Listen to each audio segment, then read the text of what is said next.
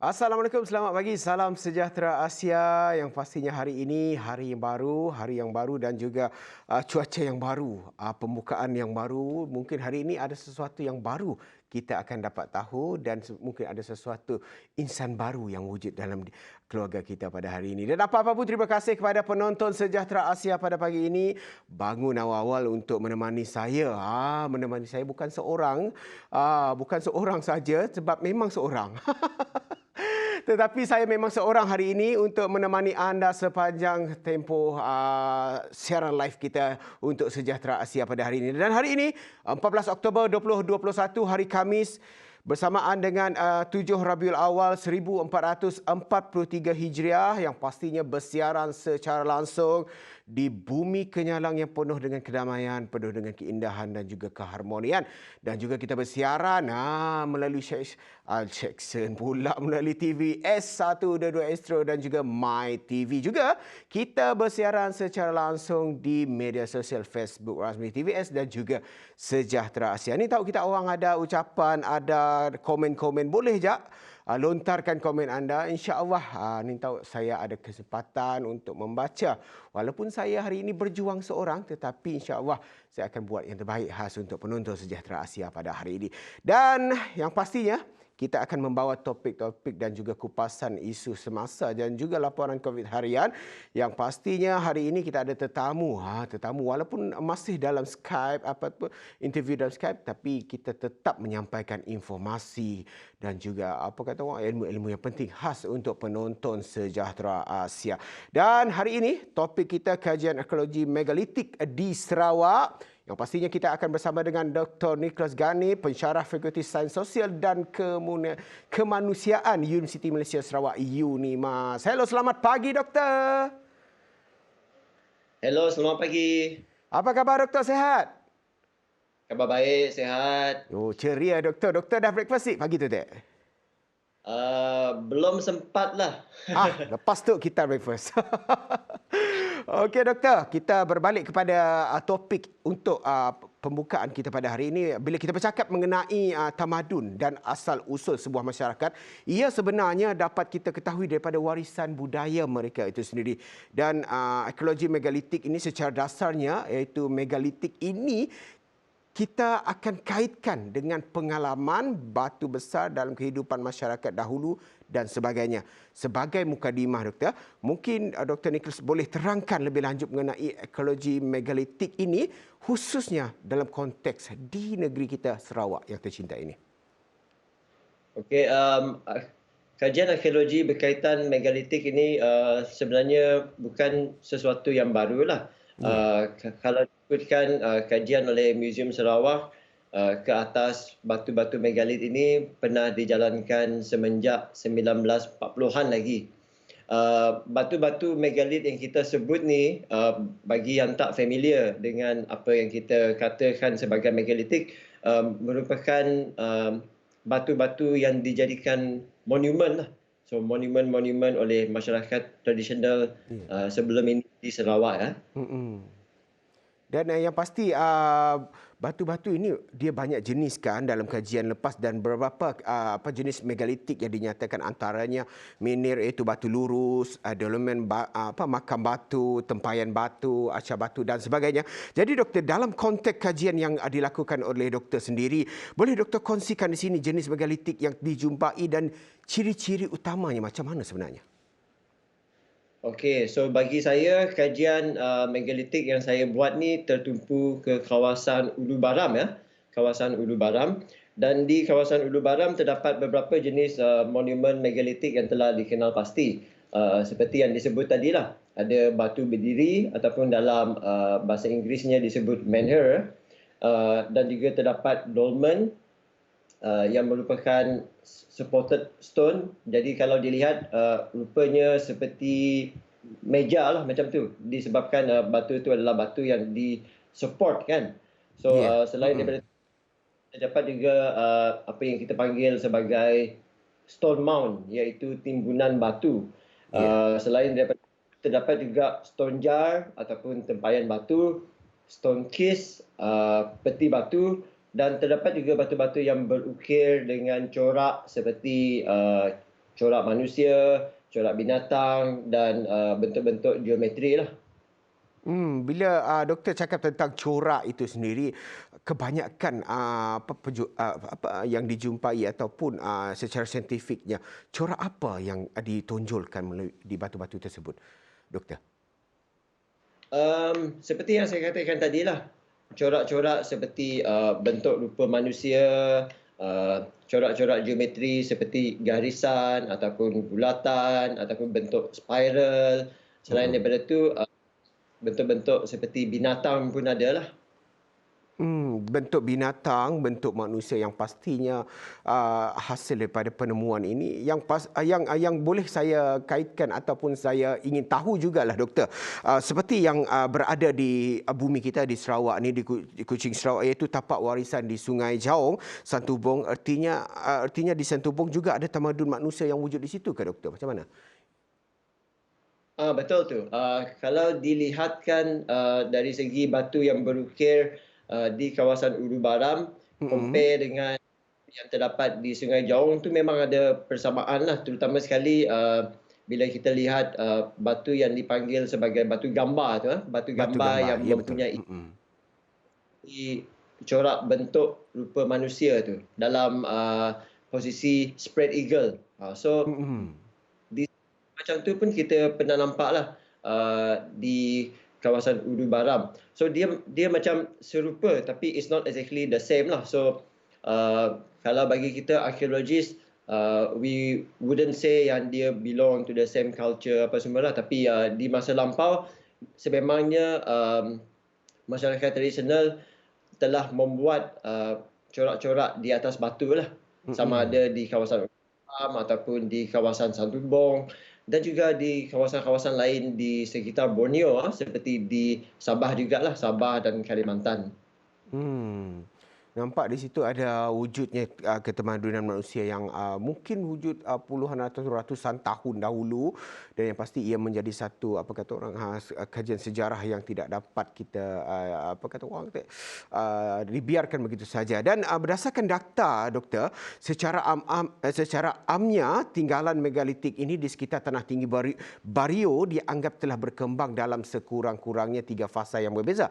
Dan apakah ini menentukan perbezaan ketiga-tiga fasa ini, dan bagaimanakah doktor melihat ahli ekologi menentukan usia sesuatu tinggalan megalitik ini? Berapa sebenarnya umur? Macam ni nak nentu umur ataupun usia sebenar tinggalan megalitik ini, doktor?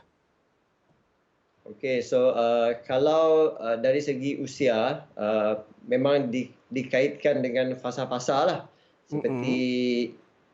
yang kita mandah tadi kan. So fasa-fasa pembinaan megalit di kawasan Ulu Baram tu ditentukan menggunakan maklumat-maklumat yang didapati daripada kajian arkeologi lah. Ya. Seperti ataupun klasifikasi artifak-artifak yang dijumpai. Tapi bukan hanya maklumat dari segi arkeologi sahajalah. Di samping itu, maklumat etnografi juga amat berguna. Sebagai contohnya, cerita-cerita lisan, maklumat berkenaan kepercayaan masyarakat dan juga cerita-cerita berkenaan pembinaan megalit di masa lampau. Mm-mm. So selain daripada kita pun tahu berkenaan pembinaan megalit ini dari dokumentasi yang pernah dibuat oleh Museum Sarawak lah. So pembinaan megalit di sekitar 1950 pernah direkodkan oleh pihak museum dan terdapat gambar-gambar dan catatan-catatan dalam simpanan arsip Mm-mm. arsip di museum dan juga dalam publication lah.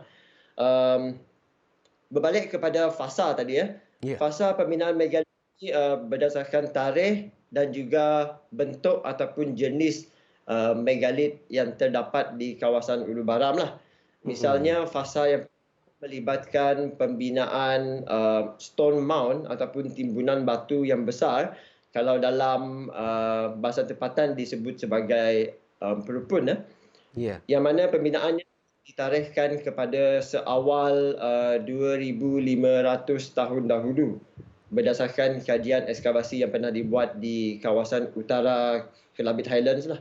So Ya. kawasan yang lebih utara daripada Bario. So tarikh awal ini didapati daripada pentarihan radiokarbon terhadap sampel arang yang dijumpai di dasar di dasar tapak stone mound tersebut. Jadi basically tarikh itu memberikan usia maksimum lah bagi tapak tersebut. Selain terdapat 3 tapak seperti ini yang telah ditarikhkan melalui kaedah pentarihan radiokarbon dan kesemuanya memberikan tarikh lebih daripada 2000 tahun dahulu. So berdasarkan jumpaan-jumpaan arkeologi yang lain juga, fasa awal ini dikaitkan dengan zaman di mana bermulanya sagu menjadi sumber yang dieksploitasikan oleh masyarakat yang hidup pada zaman tersebut. Jadi Tapi sagu yang dan tu makanan baru utama lah.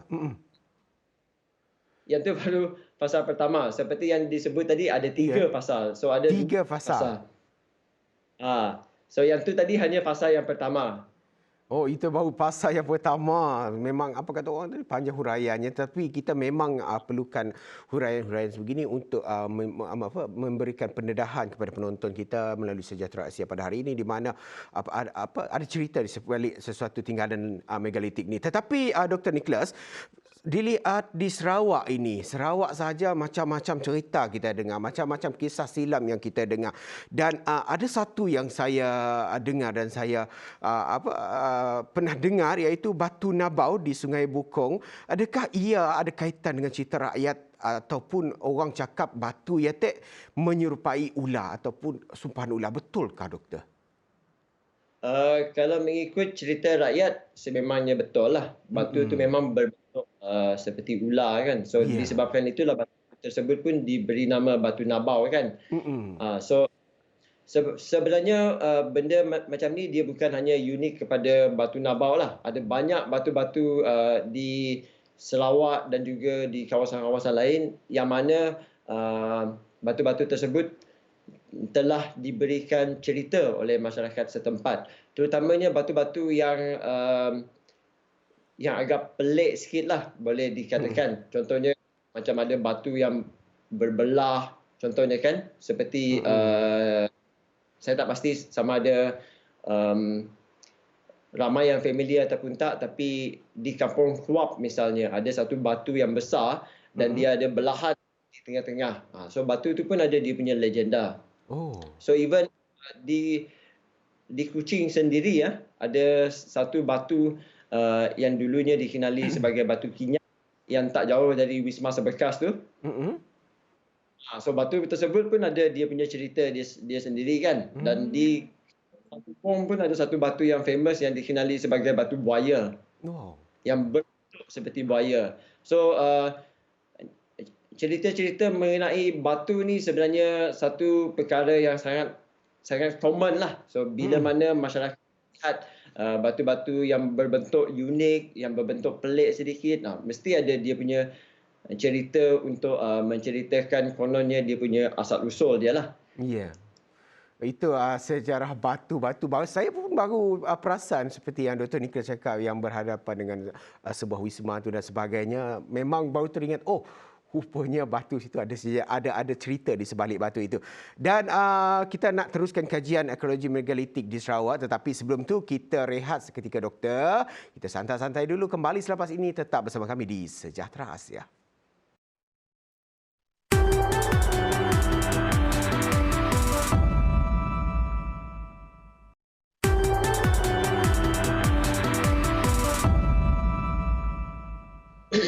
Kita masih lagi bercakap mengenai kajian arkeologi megalitik di Sarawak, yang pastinya bersama dengan tetamu kita, iaitu Dr. Nicholas Garni, pensyarah Fakulti Sains Sosial dan Kemanusiaan UNIMAS. Jadi Doktor, Doktor okey? Okey saja. Yang pastinya hari ini kita berdua solo-solo je.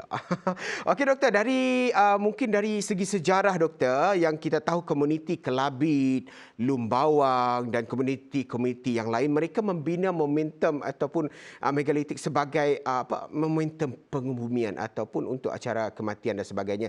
Serta ianya lebih kepada acara ataupun peringatan semasa upacara kematian individu dan juga semasa perayaan besar dan lain-lain. Juga saya nak kongsikan kepada penonton bahawa sebenarnya pembinaan megalitik ini adalah melibatkan daya usaha yang besar dari segi kos, buruh, dan juga megalitik ini sering dilihat sebagai satu petanda sesuatu Hanya menunjukkan sesuatu. Jadi dalam konteks kajian Dr. Nicholas sendiri, boleh Dr. kongsikan hubungan antara sosial budaya masyarakat di Punang Kelapang, Punang Kelapang dan sekitar Tanah Tinggi Borneo dengan megalitik yang dijumpai di penempatan mereka, Doktor. Okey, so sememangnya pembinaan megalit ini merupakan satu elemen budaya yang amat pentinglah kepada masyarakat di tanah tinggi di Northern Central Borneo lah. So Mm-mm. yang di kawasan-kawasan pedalaman bukan hanya di Sarawak tapi juga kawasan di Kalimantan dan juga di Sabah. So kalau kita tengok map tu sebenarnya semua kawasan-kawasan ini dia bersambung kan, dia bersambung. Mm-mm. So di situlah masyarakat-masyarakat di tempat tersebut mempunyai satu perkaitan antara satu sama lain lah dari segi bahasa, dari segi budaya dan juga dari segi sejarah. Dan salah satu perkara yang menjadi similariti kepada masyarakat-masyarakat di kawasan tanah tinggi tersebut adalah dari segi pembinaan megalit. Jadi Mm-mm. kalau lihat dari segi sosio-budaya, pembinaan megalit ini seringkali dikaitkan dengan aktiviti-aktiviti um, golongan yang kita panggil sebagai elit lah dalam masyarakat. So, satu lagi perkara dalam budaya masyarakat-masyarakat di kawasan tanah tinggi adalah kewujudan sistem sertifikasi sosial lah, di mana terdapat golongan-golongan masyarakat yang berbeza yang mempunyai taraf-taraf yang berbeza lah. So ada perbezaan di antara kumpulan-kumpulan dalam masyarakat tersebut. Jadi Ya. seperti yang saya katakan tadi, um, kegiatan ataupun aktiviti pembinaan megalit ini seringkali dikaitkan dengan masyarakat yang elit lah ataupun kelas atasan. Disebabkan ia melibatkan satu kos yang besar dan Mm-mm. juga pembina-pembina megalit ini juga perlu mempunyai so to say power lah, power ataupun influence untuk um, memanggil orang-orang untuk bergotong royong untuk membina megalit-megalit tersebut. Sebab megalit-megalit itu bukannya benda yang kecil lah, tapi dia benda yang besar yang memerlukan banyak tenaga, usaha dan juga kos. Hmm.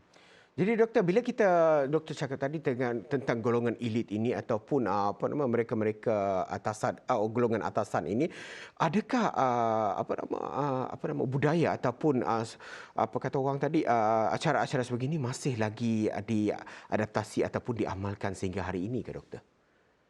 Okey, so di kawasan Ulu Baram, um, aktiviti membina megalit sudah tidak diamalkan lagi lah. Hmm. Satu perkara yang menjadi faktor yang menyebabkan berhentinya aktiviti tersebut adalah disebabkan oleh uh, religious conversion lah. So Hmm. bila masyarakat lokal telah mula untuk adopt Christianity, so untuk membina megalit ini dah tak diteruskan lagi lah. Salah satu sebabnya adalah pembinaan megalit di masa lampau melibatkan ritual-ritual. So ritual-ritual yang lama sudah tentunya tidak diamalkan lagi pada masa sekarang bila penduduk tempatan dah menganut agama Kristian lah. Bila kita dengar seperti yang doktor jelaskan tadi, yang pastinya setiap kajian, setiap megalitik itu ada cabaran utama dan usaha untuk meningkatkan kesedaran terhadap kepentingan kawasan-kawasan megalitik ini. Apakah yang boleh doktor jelaskan di sini ataupun ceritakan ataupun kongsikan bersama dengan kami di Sejahtera Asia mengenai cabaran utama dalam kajian megalitik ini? Cabaran utama, cabaran ada banyak cabaran dia, tapi yang paling utama mungkin disebabkan oleh faktor masa dan juga jarak lah. Disebabkan Mm-mm. tapak-tapak megalit yang dah dijumpai di kawasan Ulu Baram ni sebenarnya banyak yang dah Ya. direkodkan setakat ini, ada ratusan tapak dan Mm-mm. semua bukan tertumpu di satu kawasan yang kecil. Dia ada di seluruh kawasan Ulu Baram dari utara sampai ke selatan. So memang ada banyaklah tapak-tapak megalit dan kebanyakannya terletak di kawasan hutan disebabkan oleh masyarakat tradisional dulunya sering berpindah-pindah. Salah satu faktornya adalah disebabkan oleh pengamalan pertanian pindah lah. Dan juga dari Hmm. segi kalau dilihat kepada masyarakat di Bario contohnya, Ya. telah berlaku banyak perpindahan masyarakat disebabkan oleh zaman konfrontasi misalnya. Hmm.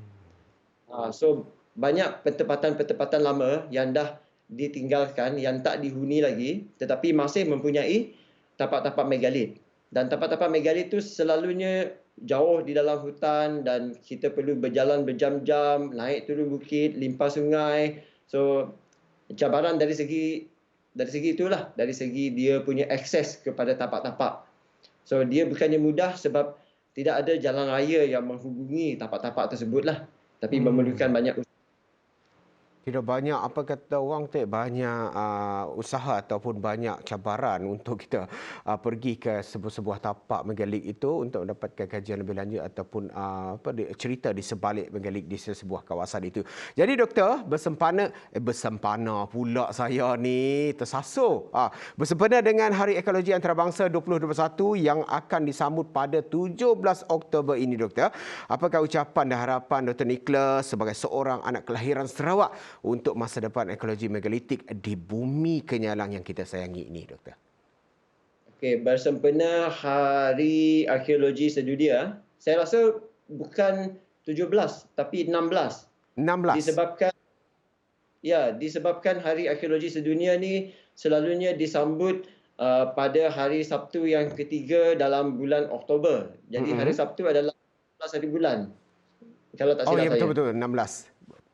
Okey, so harapan saya harapan saya um, kalau dari segi arkeologi, um, lebih kepada arkeologi secara amnya lah dan bukan hanya Mm-mm. kepada arkeologi megalitik semata-mata. Iya, iya, So iya. salah satu saya adalah supaya arkeologi di Sarawak ini lebih berkembang, kerana pada masa ini arkeologi merupakan satu bidang yang kita boleh panggil sebagai kecil lah. Iya. Kecil. Bila kita lihat di Sarawak sajalah. Um, Walaupun Sarawak mempunyai banyak tapak-tapak warisan arkeologi yang sangat penting, bukan hanya kepada negeri kita tapi juga kepada seluruh dunia. Mm-mm. Misalnya sekali Gua Niah lah yang telah memberikan bukti berkenaan penghijrahan manusia pada masa lampau ataupun pada masa zaman Paleolitik yang lepas. Betul. So Mm-mm. Sarawak ini ada banyak tapak-tapak arkeologi yang famous dan yang penting. Tapi bidang arkeologi itu sendiri masih lagi belum berkembang. Sebagai contohnya, belum ada lagi institusi pengajian tinggi di Sarawak ini yang menawarkan arkeologi sebagai bidang ijazah ataupun ijazah sarjana ataupun PhD. So, even in UNIMAS, di tempat di mana saya mengajar, arkeologi hanya ditawarkan sebagai satu kursus saja di bawah Mm-mm. uh, program antropologi dan sosiologi lah. Mm-mm. So, itu pendidikan arkeologi di Sarawak ini masih limited lah. Jadi harapan saya supaya pendidikan arkeologi di Sarawak ini lebih berkembang dan lebih banyak lagi kursus-kursus arkeologi ditawarkan di institusi-institusi pengajian tinggi di Sarawak. Iya. Bagi saya Mm-mm.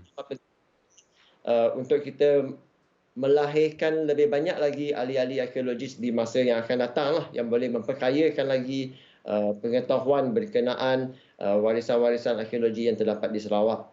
Ya, betul. Begitulah apa penjelasan daripada Dr. Nicholas mengenai apa harapan beliau kepada kajian ekologi megalitik di Sarawak ini, terutamanya di bumi Kenyalang, sebab banyak sejarah-sejarah dan kita sebagai rakyat Sarawak ataupun rakyat Malaysia khususnya perlu menghargai sejarah-sejarah orang yang terdahulu yang telah membentuk kata orang satu konsep sejarah yang luar biasa, yang unik kepada tatapan pada generasi sekarang dan juga masa akan datang. Okey doktor, terima kasih kerana bersama kami di Sejahtera Asia pada hari ini, di mana doktor banyak perkongsian yang telah diadakan, tapi sayangnya masa sangat jealous dengan kita dua hari itu.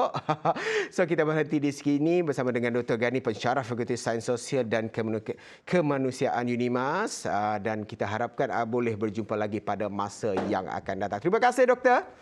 Dan untuk penonton semua Sejahtera Asia, jangan ke mana-mana, kita rehat seketika, minum secawan kopi bersama Roti Keben kembali selepas ini.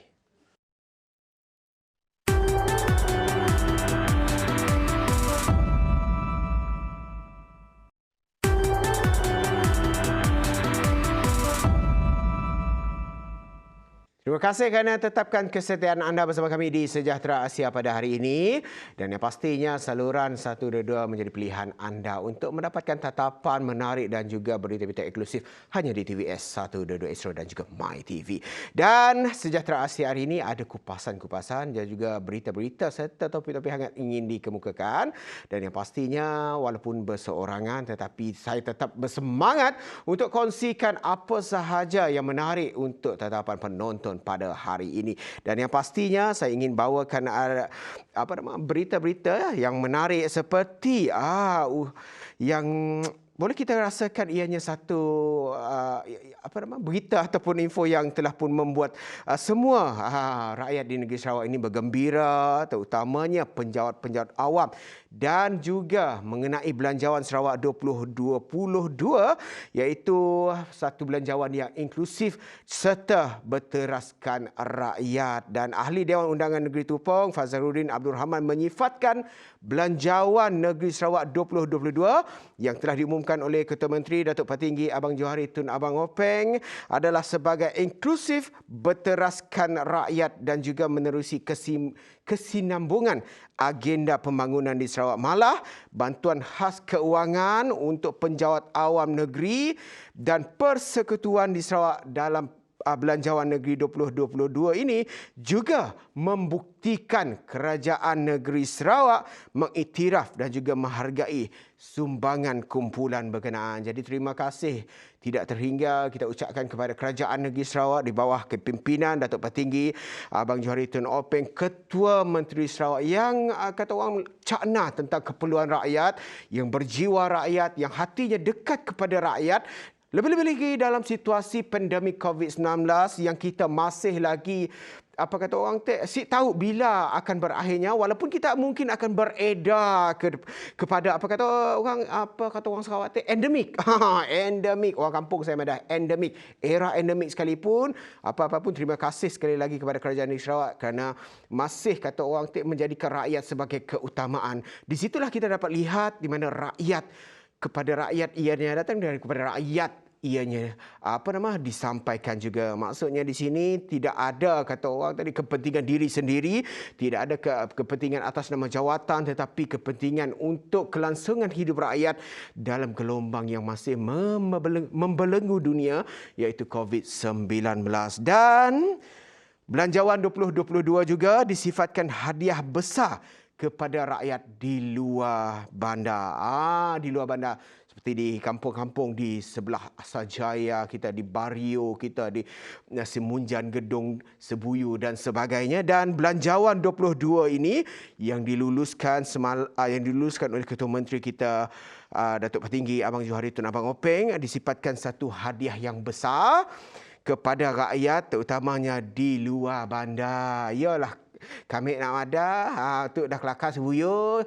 Jadi mun orang di kampung nun syukur kita orang sinun menjadi, kata orang perhatian utama kerajaan negeri Sarawak dalam membangun pelan pembangunan, terutamanya sosial ekonomi, pembangunan di luar bandar, fasiliti-fasiliti. Terima kasihlah kepada kerajaan negeri Sarawak atas kepimpinan Ketua Menteri Sarawak kita yang amat berhormat Abang Jo, yang kata orang ngembak Sarawak tu kepada kepada landscape transformasi yang kepada ekonomi digitalnya di pentas dunia. Terima kasih sekali lagi. Dan semalam juga menurut Menteri Muda Pembangunan Usahawan dan Perusahaan Kecil Sederhana, iaitu Datuk Muhammad Nordin Majais, belanjawan negeri ini turut merangkumi semua aspek masyarakat termasuk belia,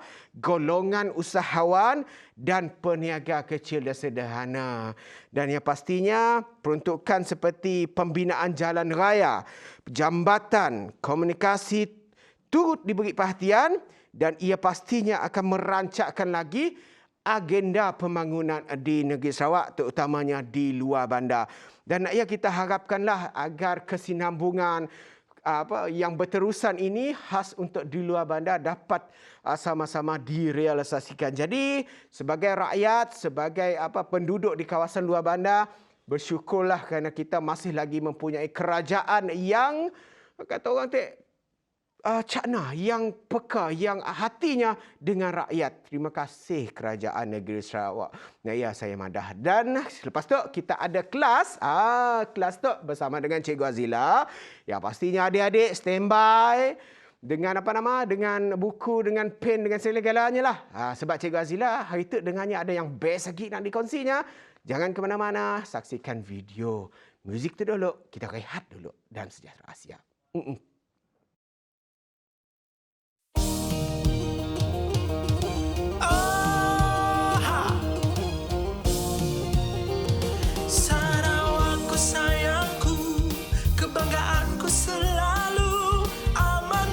Selamanya Sarawakku, rakyat bersatu padu, pemimpin mengambil tahu, menuju mercu Sarawak maju. Kita anak Sarawak, sama-sama jaga Sarawak.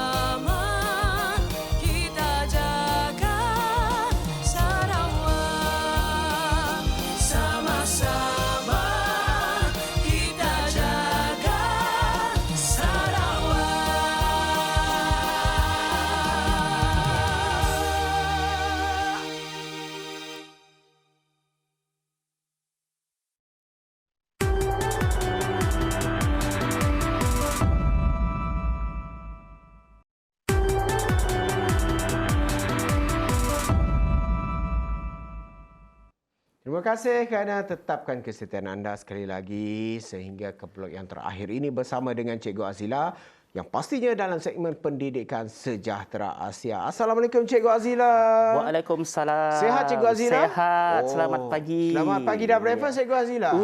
Sudah. Kenyang dah tu. Saya harap dia cakap belum sebab saya nak ikut dia breakfast. Okey Cikgu Azila, apakah angin genius yang baru ingin dikongsikan pada hari ini? Okey, kalau kita lihat kan kelas hari tu kita juga kan hari Selasa. Sebab saya memang bayar lebih untuk jadi anak murid. Tuition lebih ni, tuition apa ni VIP. Tuition VIP. Okey, kalau memang hari Selasa itu kita main nombor, kita belajar mengira lah. Hari ini kita nak serius sikit. Tengok saya hari ni serius muka saya serius hari ni. Serius. Okey. Kita serius sikit hari ni lah. Kita pergi ke linear. Persamaan linear equation. Dia adik-beradik dengan algebra lah. Hanya abang tua sikit daripada algebra. Bukan. Okey, dan linear ini dia akan menghantui pelajar ni. Kalau pelajar tak faham dari awal, dia akan menghantui dari tingkatan 1 sampai tingkatan 5. So, ini basicnya yang akan kita belajar. Ini basic yang akan kita tengok pada pagi ini, yang mana dia akan mengaplikasikan konsep yang saya katakan lawan. Kalau tambah, lawannya apa? Tolak. Sama juga kalau tolak, lawannya tambah. Kalau darab, lawannya bahagi. Sama juga kalau bahagi, lawannya adalah darab. Dan ada banyak lawan lagi. Tapi ini basic lah, kita tengok dahulu. Okey, macam mana dianya berfungsi? Macam ni dia bekerja tu. Okey, contohlah X tambah dengan 6 sama dengan 12. Contoh, dan soalan akan katakan selesaikan. Selesaikan, bukan tapi dia selesaikan tu, apa. Cikgu boleh selesaikan ni dalam tempoh 5 hingga 6 minit. Lama sangat. Tak, bukan selesaikan slot pendidikan kita. Okey, faham. Okey. So, untuk selesaikan, ertinya kalau dia tanya selesaikan, ertinya dia nak tahu ini apa? Sebenarnya kalau soalan dia semudah ini, sesimpel ini, dia macam soalan-soalan rendah dululah, macam ni. Ini sebenarnya, tapi dia canggih sikitlah. Ada X, ada Y, macam tu. Okey. Kita aplikasikan konsep ini. Kita nak cari ini, so kita tinggalkan X ini di sini, tambah 6. Okey, ingat tak tambah lawannya? Tambah lawannya, ini tolak. So, 6 pergi ke sebelah, dia akan jadi tolak. 12 tolak dengan 6, dapat dengan 6. Maknanya, X ini memberi nilai 6. Kan betul? 6 tambah 6 jadi 12. Okey, kita tengok satu lagi contoh. Okey, lawan lagi Kalaulah G, kita guna huruf lain pula. Dalam algebra ni boleh guna banyak huruf. G tolak 2 sama dengan 10 contohnya. Okey. 2 dekat situ, kita tengok dia tolak 2 kan? Kan tolak 2 Tolak 2. Bila tolak lawannya tambah. Okey, boleh Tolak lawannya tambah. Pergi sebelah, dia akan jadi tambah. So, 10 tambah 2. Ini senang sangat. 10 tekan kalkulator lah. Tak perlulah bentuk lazim, senang sangat. 10 tambah 2, 12. So, G itu 12. Ini bahagian yang paling simple sekali. Hidayat, semuanya dah faham. Okey, faham cikgu. Katanya, good morning cikgu. Good morning. Okey, 12 kata Haziq. Ya boleh faham. Okey, nice. Okey, kita pergi ke macam mana kalau aplikasi darab dan bahagi pula. Okey, saya tunjukkan ni. Dalam algebra ni, kalau awak tengok nombor dan huruf bergabung begini, 4M katanya. Okey, katanya 4M. 4M ini maksud sebenar-benarnya. Benar tu. Benarnya. Okey. Maksud sebenarnya 4M ini adalah 4 darab M sebenarnya. That's why dia gabungkan. Kalau awak tengok 6Q, maksudnya 6 darab Q. 7X maksudnya 7 darab X. So ini 4M maksudnya 4 darab M. Darab M, betul lah. Aduh, cikgu ni. Okey, ingat lagi tadi darab lawannya bahagi kan? Okey, 4 ini kita bawa pergi ke sebelah sana, pindah. Kita tinggalkan insert ke sana. Insutkan dia. So M tinggal di sini, selepas itu 16 ini pindah ke sebelah menjadi bahagi. Jadilah 16 bahagi dengan 4. 16 bagi 4. Berapa adik-adik? Adik-adik cepat. Berapa adik-adik? Okey, bahagi. Boleh fahamlah ni Hidayat boleh faham 16 bahagi 4 katanya. Okey, 16 bahagi 4, 4. Kan betul? Kita tengok, semak balik. Kalau M ini 4 4 darab 4. Kan betul 16? Ya. Itu mudah, konsepnya. adik-adik. Betul tak? Boleh lagi. Boleh lagi, cikgu. Okey. Sikit lagi. Go ahead, cikgu. Go ahead je. Okey. Lagi kita tengok. Go ahead. Okey. Hari.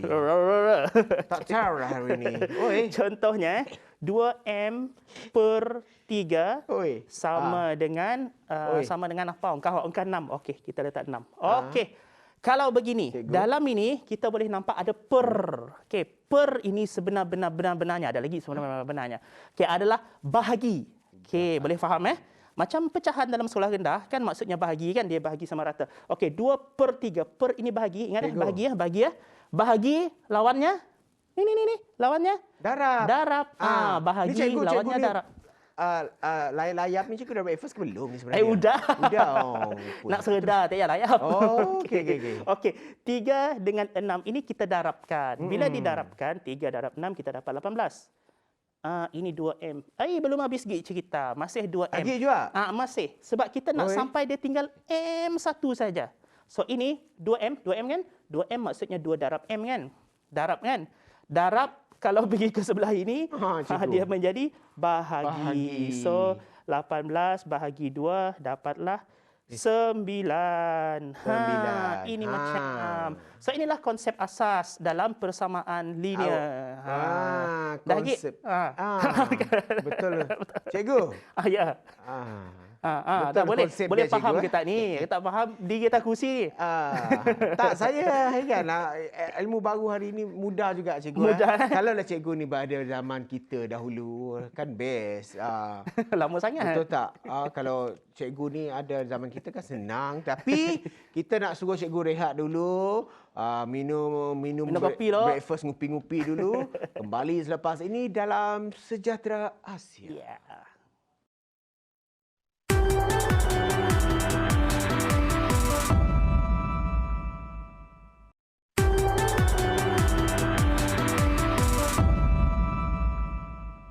Masih lagi bersama dengan Cikgu Azila untuk slot pendidikan Sejahtera Asia, dan yang pastinya tadinya dah bercerita tentang satu ilmu yang baru, angin jenis yang baru, dan selepas ni mungkin ada yang lebih baru. Okey cikgu, teruskan cikgu.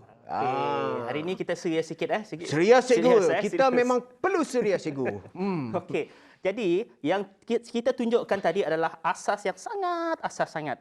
Okey. Yang ini dia ada canggih sikit. Tapi inilah saya nak reveal sikit. Inilah selalu menjadi kesilapan pelajar. Betul. Kesilapan pelajar apabila dia ingat, tambah, tolak, bahagi lawannya darab, dia terus nak lawan terus. Dia terus nak pindah terus. Contoh, dia tengok ini, bahagi Y dia kata. Bahagi Y. Saya nak pergi ke sebelah, saya nak darab terus. Tak boleh. Tak boleh. Dia mesti kalau darab dan bahagi ini diselesaikan kemudian. Boleh Boleh. Darab dan bahagi diselesaikan kemudian. Kita tengok ada tambah tolak. Tambah tolak kita dahulukan.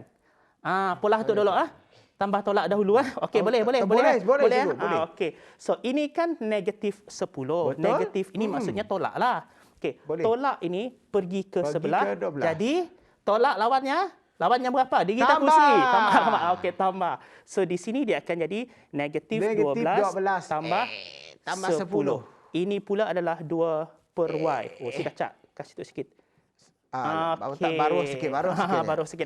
Okey, now negatif 12 tambah dengan 10, saya kirakan teruslah kalau adik-adik masih ada yang tingkatan 5 pun kadang-kadang dia orang ada agak confused dengan negatif positif. Betul. That's why masa tingkatan 1 belajar benar-benar negative and positive number. Negatif 12 tadi tambah dengan 10, awak akan dapat negatif 2 tau. Okey. Belum habis lagi ceritanya, masih complicated. Belum habis ceritanya. Okey, masih complicated. So ini satu lagi yang saya nak reveal. Kalau ada per macam ini, atas tak boleh kacau. Tidak boleh kacau. Yang boleh berpindah randah ini, yang dekat bawah ini. Betul. So ini pergi ke sebelah. Betul. Bila dia pergi ke sebelah, ini ceritanya kalau dia pindah randah, dia ada beberapa syarat. So practice make perfect. Pelajar mesti selalu buat practice. Y darab dengan negatif 2, dia akan dapat negatif 2Y. Di sini pula ada 2. Ya 2. Allah, belum habis lagi cerita kita tu. Ya Rasulullah. Tukar Ya Rasulullah subhanallah. Teruskan cikgu. Kita kan nak cari the value of Y, nilai Y. Bernilai ke tidak Y ni? Kita nak tengok. Okey, ini kan negatif 2 darab dengan Y. Kita akan tinggalkan Y seorang-seorang dekat luar. Sebab kita nak ditinggal cikgu. sebab kita nak tahu nilai dia berapa. Okey. Ini kan Emak ya? darab. Pergi sebelah dia jadi bahagi. So Bahagi. ini menjadi 2 bahagi dengan negatif Negatif 2. Bila positif bahagi dengan negatif, dia akan jadi negatif. Nombor itu bahagi dengan nombor itu sendiri, dia jadi 1. Makanya kan Y dah tinggal seorang digit luar nak. Dah nak? Dah. Okey. Dah jadi artinya. Jadi nilai Y itu adalah negatif 1.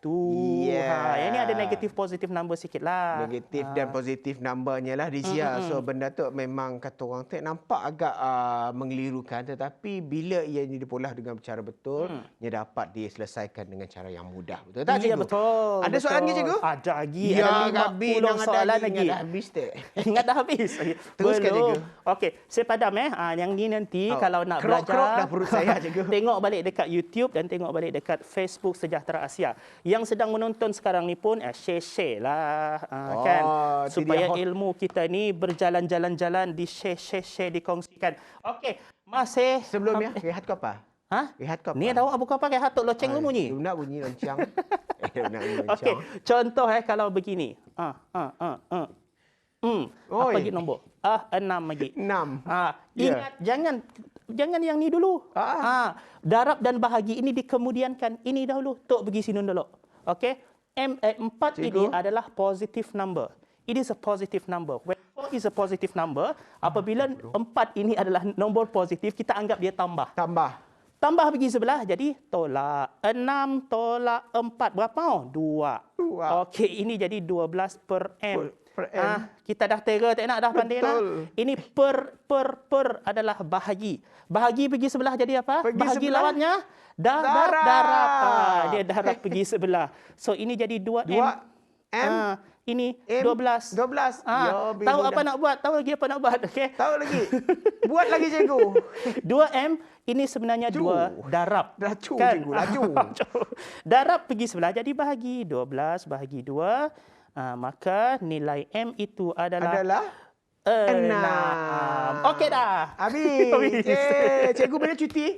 Lu nak cuti? Belum cuti lagi. Panjang lagi. Bukan saya cikgu yang cuti. Oh, saya tak cuti lagi. Si ada cuti Masih ke? esok ada lagi. Pak cuti cikgu. Kita disuruhnya cuti. Dia Okey. ada 2 minit cikgu. Macam ni. Okey, ada. Lagi 2 mau? minit. 2 minit je. Aduh, 2 minit si cukup Tapi tu. si cukup kah? Si cukup, saya mau 20 minit lagi. Bolehlah. Ya Allah. Tawar lama, sikit. Ya Rasulullah, saya kata dah. Rasulullah. Dah kuat dah perut cikgu. Ajalah cikgu. Boleh saya tambah lagi satu. Yang Sedihnya, cikgu. soalan ini kalau pelajar nak menguasainya, kena Belajar tengok je lah, balik. cikgu. Kena tengok baliklah kita punya live ini dan tengok dekat YouTube lah, YouTube dan Facebook live. ada. Okey. Yang ni saya tak ajar sampai habis. Saya tak ajar sampai habis. Saya tak tunjukkan sampai habis sebab dia panjang sikit. Tapi saya nak beritahu, nak reveal salah satu daripada kesilapan pelajar lagi apabila jumpa soalan begini. Macam ni soalanku tu. Okey. X tambah 2. Okey. Kalau soalan begini, okey. Ini boleh pindah tak? Per 3 ini terus jadi darab. Boleh. Sebab dekat sini tak ada tambah tolak. Dia boleh. Tetapi kadang-kadang yang menjadi kesilapan pelajar, ini kan per Dah. bahagi ini kan pergi ke sebelah jadi darab. Dia kadang-kadang darab, budak-budak ini darab ni je. Saya lihat pelajar saya dia darab 3 dengan X saja. Tak. Kalau darab ini, dia ada rules dia lagi. Dalam kelas senanglah kita belajar satu persatu. Okey. Kalau ini, dia akan darab dengan kedua-duanya. So, ini akan jadi 3X tambah dengan 6. Betul nak 3 darab 2? 6. Betul. Ini 4X. Udahlah, bolehlah. Mudah cikgu. Loceng berbunyi cikgu. Loceng dah bunyi. Loceng dah bunyi, Okey. cikgu. Ini pelajar. Cuba selesaikan sendiri. Mesti boleh dapat. Selesaikan sendiri, nanti cikgu akan semak. Esok cikgu akan semak. Tapi saya dah esok. Lagi dah nyisok ponteng. Okey, demikianlah tadi untuk slot pendidikan Sejahtera Asia bersama Cikgu Azila yang pastinya ilmu hari ini manfaatkan dan kongsikan bersama dengan rakan-rakan kita dan pastikan ianya menjadi satu ilmu yang disebar luas demi kebaikan kita orang semua. Okey, terima kasih Cikgu Azila. Okey, terima kasih. Dan berhenti di sini untuk segmen Sejahtera Asia pada hari ini. Saya Wan Ali bin Wan Kasim dan juga Cikgu Azila. Ya, ingin mengucapkan jumpa lagi daripada inspirasi Kami cetuskan inovasi. Assalamualaikum dan bye-bye. Peace cikgu.